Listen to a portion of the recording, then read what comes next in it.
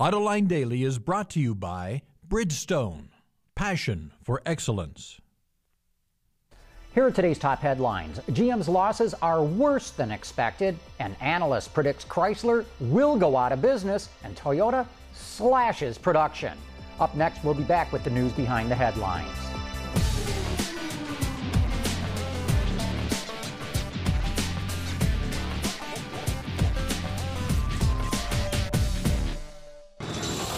This is Autoline Daily for Thursday, February 26, 2009, and now the news.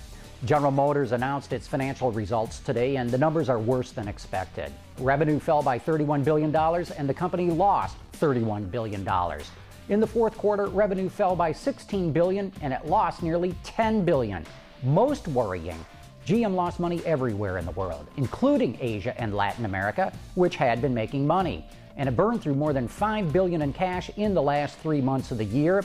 Grim news indeed, and it just gets grimmer. Industry analyst Lori Harbour-Phelaks predicts that Chrysler is doomed. WardsAuto.com reports that she says the company will not make it through the year, but she forecasts some of its products will stick around, probably minivans, Ram pickups, and Jeeps. She says Chrysler's financial problems and the fact that Cerberus is dying to get out of the auto business sets the stage for something bad to happen. Let's just hope she's wrong. We've been warning for months now that suppliers are teetering on the brink. The Wall Street Journal says that Visteon, which used to be part of Ford, is inching closer to bankruptcy after losing $663 million. And the French government is going to take a stake in Valeo, the giant French supplier.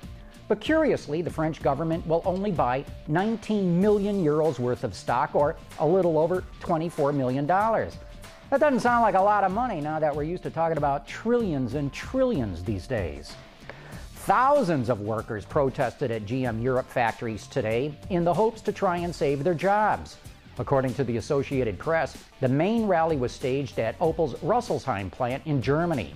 Rallies and work stoppages were also planned at 2 other Opel factories, a Saab factory in Sweden, and other GM units in Britain, Austria, France, Spain, and Hungary.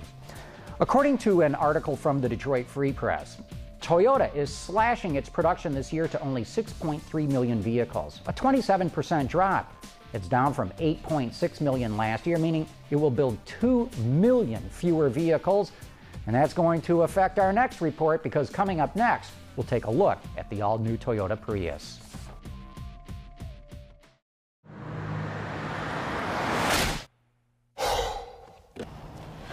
Changing tires out here could be dangerous, but with these tires, I don't need to worry. Bridgestone.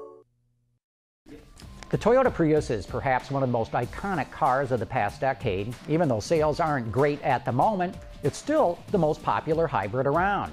And now the all-new third-generation Prius will soon go on sale. The new one is built on a new platform, and the hybrid system is 90% newly developed. Under the hood, it's powered by a 1.8-liter four-cylinder engine. Toyota estimates the Prius will get 50 miles per gallon.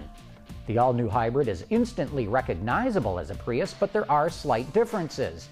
The overall height is the same, but the top of the roof is pushed 4 inches to the rear. It has the same wheelbase, but the overall length is slightly increased. Also, the cargo area was expanded by using a new and an improved layout of the battery cooling unit. Weight-saving steps were taken in order to help improve fuel economy. Taken together, the inverter, motor, and transaxle are smaller and 20% lighter, and the use of aluminum in the hood, rear hatch, front suspension axle, and brake calipers further reduce weight. There are 3 driving modes.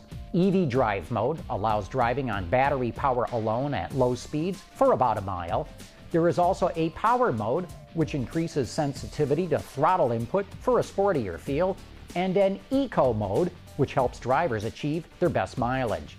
The Prius is available with many features. A multi-information display that monitors fuel and energy consumption is standard. An available sliding glass moonroof is packaged with solar panels to power a new ventilation system.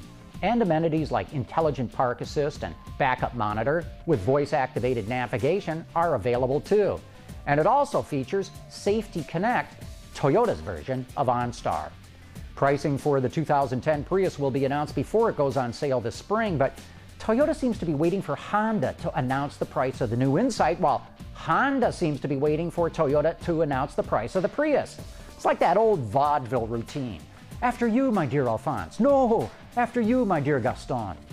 Well, that's it for today's top news in the global automotive industry. Don't forget you can get podcast transcripts and a lot more at our website, AutolineDaily.com. Thanks for watching. We'll see you tomorrow.